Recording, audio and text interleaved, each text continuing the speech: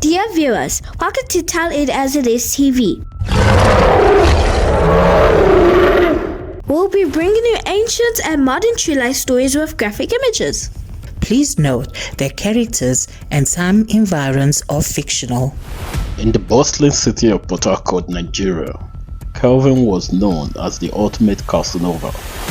Handsome, charming, and wealthy, he effortlessly lured women into his arms, never staying with one long enough for commitment. He has a style, he's got charisma and panache. He thrived in the nightlife. His conquests whispered about in the clubs and streets. Calvin was the epitome of charm, a well-dressed, smooth-talking young man with a knack for making women feel like they were the only ones in the world. From the buzzing nightlife of GRA to the quiet streets of D-Line, his reputation preceded him.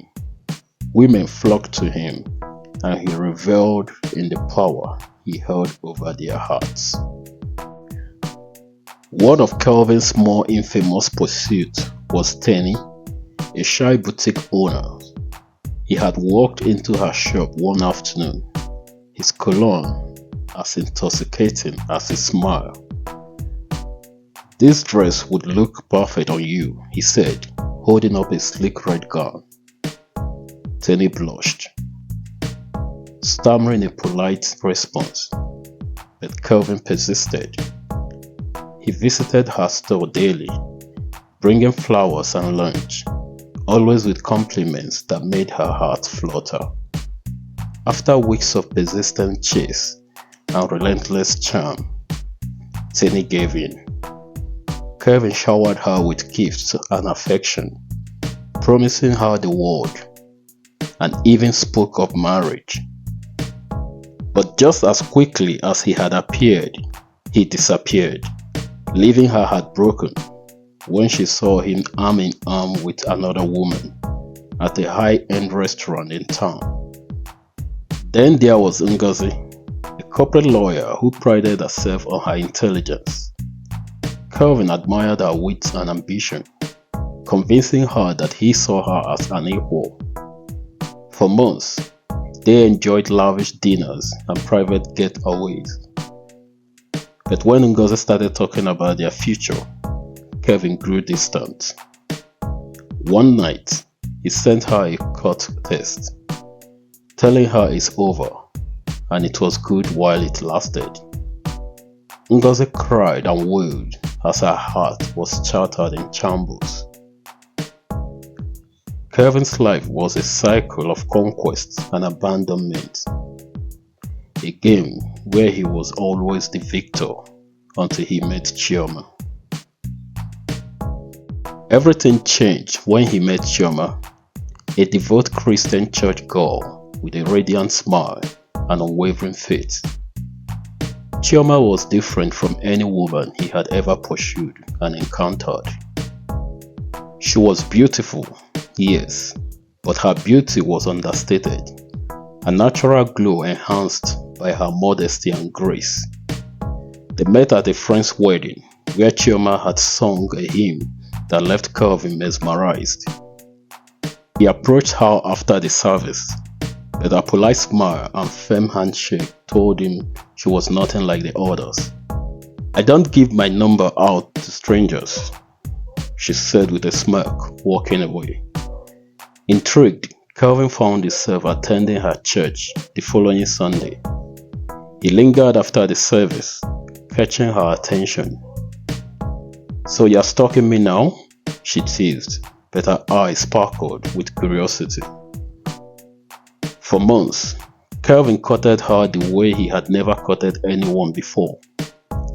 He showed up for Bible studies, joined her volunteer group, and even started attending choir practice just to be near her.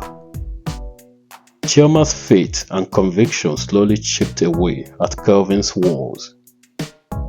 She spoke openly about her commitment to abstinence, and for the first time, Kelvin found himself respecting boundaries he would have otherwise crossed without hesitation. She proudly declared her virginity and her vow to abstain from sex until marriage. Her purity intrigued Calvin, and her firm stance challenged him in a way no one ever had. As their paths intertwined, Calvin found himself captivated not just by her beauty, but by her faith and resolve. Slowly, Chioma's influence led him to reevaluate his ways as he eventually gave his life to Christ, not just for Chioma, but for himself. Their love blossomed. When Calvin proposed, it was with genuine love and a desire to build a life together. Chioma accepted, and they began a relationship founded on trust and shared values, believing she had found a man who truly loved and respected her. Their wedding was a grand affair and the talk of the town, a blend of tradition and elegance, celebrated by friends, families, and loved ones.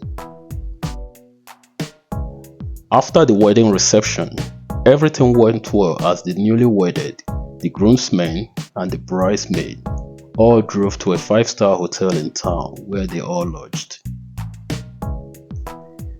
But the joy of their union unraveled on their honeymoon night as the foundation of their relationship began to crack.